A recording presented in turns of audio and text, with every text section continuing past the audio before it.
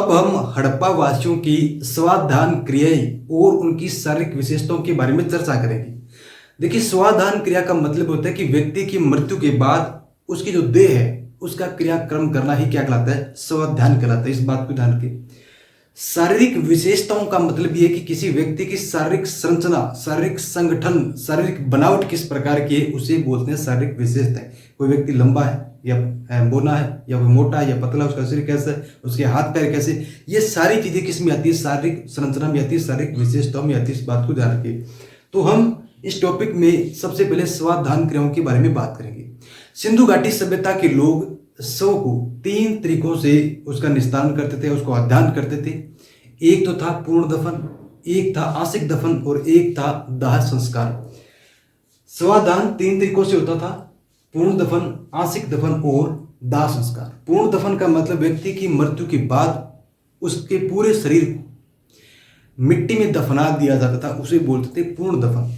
और उसके बाद बात करें आंशिक दफन की, तो आंशिक दफन का मतलब था कि व्यक्ति की मृत्यु के बाद उसके शरीर को या तो जंगल में या खुले मैदान में छोड़ दिया जाता था, और उसके बाद उसके शरीर को चील, कौवे या जो और भी जंगली जो जानवर होते थे उसको खा जाते थे। और जितना शरीर बचता था, यानी कि पूर्ण शरीर में से जो आंशिक शरीर बच गया, थोड़ा बहुत जो उसका हिस्सा बच गया, उसको दफन किया जाता था। इस वजह से इसको आंशिक दफन के नाम से जाना गया। उसके बाद है दाह संस्कार। दाह संस्कार का सीधा सा मतलब है कि देह को अग्नि के प्रति समर्पित कर दिया जाएगा, उसे बोलेंगे दाह संस्कार। अब इस बात को मैं थोड़ा रोकूंगा। हम इस बात को अच्छी तरीके से जानते हैं कि प्रत्येक संस्कृति में एक अंतिम संस्कार यानी कि दाह संस्कार जैसी या मृत्यु के उपरांत स्वाधान की कोई ना कोई अपनी एक खास विशेषता होती है। उसी प्रकार हमारी हिंदू संस्कृति में, हमारे भारत की संस्कृति में भी दाह संस्कार का अपना एक महत्व है। कैसे महत्व है? क्योंकि एक तो ये जो हमारे 16 संस्कार है उनमें सबसे अंतिम में आता है, एक तो ये।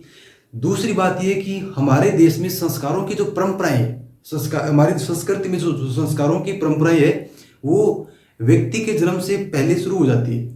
व्यक्ति के जन्म लेने से पहले शुरू हो जाती है संस्कारों की परंपरा। गर्भाधान से शुरू होकर के ये पूरी कहाँ तक चलती है, अंतिम संस्कार तक चलती है, 16वां संस्कार होता है। तो हमारी संस्कृति में संस्कारों का एक अपना महत्व है। और आप देखते होंगे कि जब भी किसी व्यक्ति की मृत्यु होती है तो मृत्यु के बाद तुरंत उसके जो दोनों पैरों के अंगूठे होते हैं उनको आपस में बांध दिया जाता है। इसके पीछे का तर्क ये है, आधुनिक विज्ञान के हिसाब से, उस समय के प्राचीन मनुष्यों के हिसाब से ये तर्क है कि व्यक्ति की मृत्यु के तुरंत बाद उसके शरीर से पूरी ऊर्जा नहीं निकल पाती है। ऊर्जा का कुछ शतांश भाग, बहुत कम भाग उसके शरीर में रहता है, और मृत्यु के बाद में शरीर के कई सारे अंग काम भी करते हैं। इस बात को ध्यान रखिए। तो उन अंगों में या शरीर में जो एनर्जी बचती है, जो ऊर्जा बचती है, वो धीरे धीरे यानी कि शरीर के निचले पार्ट में आ जाती है, यानी कि पैरों की तरफ आ जाती है। इस वजह से उन दोनों अंगूठों को बांध दिया जाता है व्यक्ति की मृत्यु के उपरांत। जब भी आप देखो तो अब की बार ध्यान देना। अब बात करें सिंधु वासियों की को प्रचलित परंपरा अनुसार 4 प्रजातियों में बांटा गया है। पहला है भूमध्य सागरीय, दूसरा अल्पाइन, तीसरा मंगोलाइट, चौथा है प्रोटो ऑस्ट्रेलाइट। इनमें अधिकांश भूमध्य सागरीय प्रजाति के होने के तथ्य सामने आते हैं।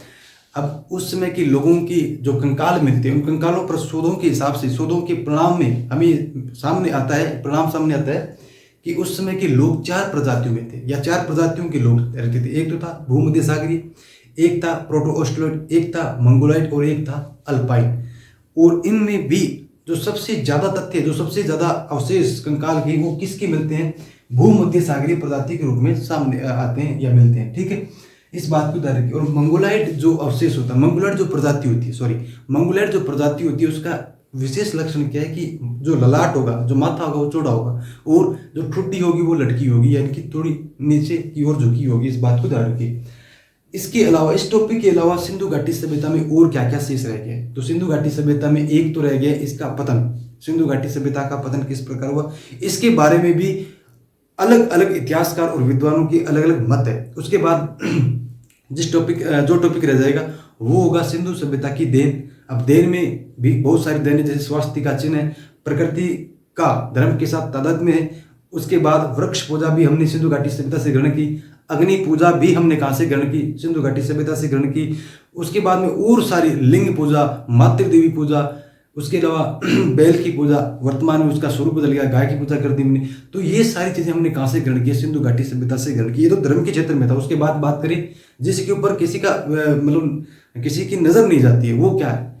नगर नियोजन। नगर नियोजन का भी वर्तमान सभ्यता पर सिंधु घाटी का प्रभाव पड़ता है, इस बात को ध्यान रखें। ठीक।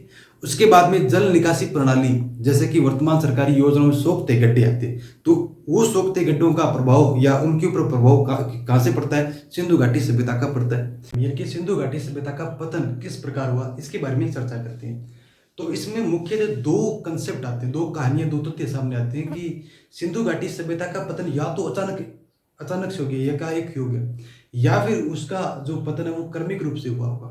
ठीक, स्टेप बाय स्टेप हुआ। यानी कि एक मत तो ये कहता है कि अचानक से कोई ऐसा आक्रमण हुआ और 5-7-10 दिन में वो पूरी की पूरी सभ्यता खत्म होगी।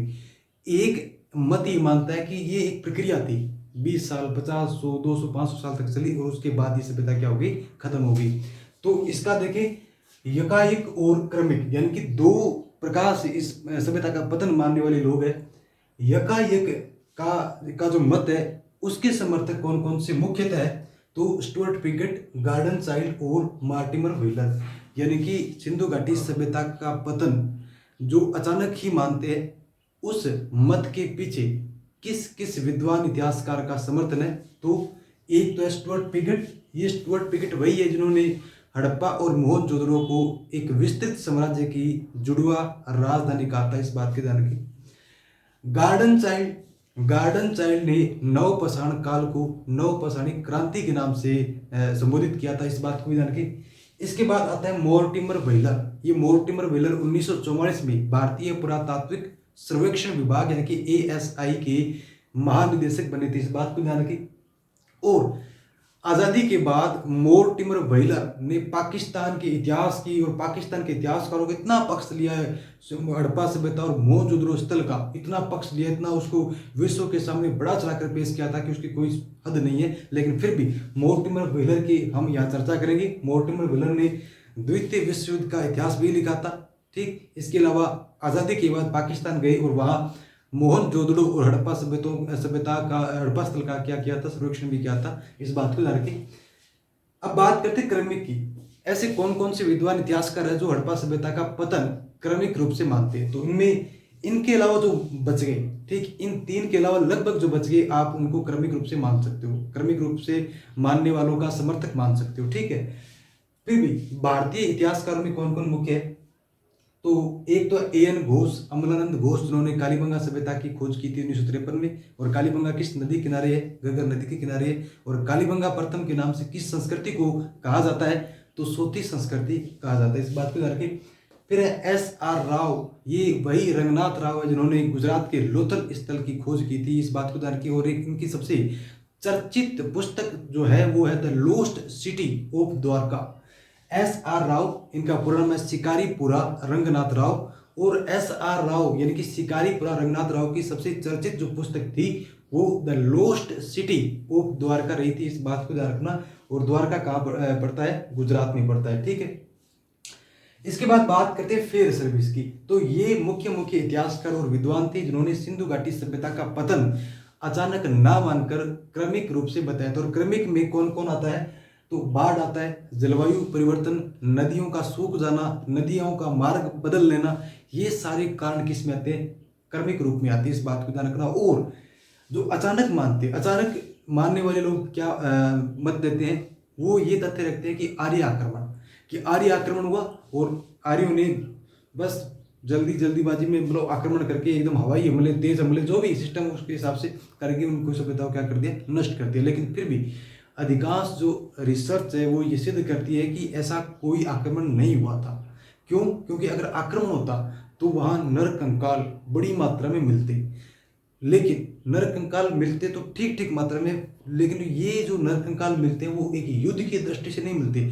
जिस प्रकार एक मनुष्य युद्ध में मरता है और उसका जो कंकाल होगा वो एक युद्ध के मैदान में मृत्यु के बाद जो वो कंकाल बनेगा और एक सामान्य मृत्यु के बाद उसका शरीर जो कंकाल बनेगा, उनमें डिफरेंस होता है। तो सिंधु घाटी सभ्यता के इस तरह जो कंकाल मिलते हैं वो युद्ध की मैदान में मरने वाले लोगों के नहीं मिले, वो सामान्य मृत्यु मरने वाले लोगों को मिले हैं, जो उनकी एक सावधान क्रिया भी थी, आंशिक दफन। तो हो सकता है ऐसा भी कुछ रहा हो। तो फिर भी हमें ये दोनों याद रखने पड़ेंगे कि सिंधु घाटी सभ्यता के पतन के पीछे दो प्रकार के मतों को मानने वाले इतिहासकार है। एक तो ये कि इसका पतन जो हुआ था वो यकायक या अचानक हुआ था, और एक क्रमिक रूप से बताने वाले इतिहासकार भी है।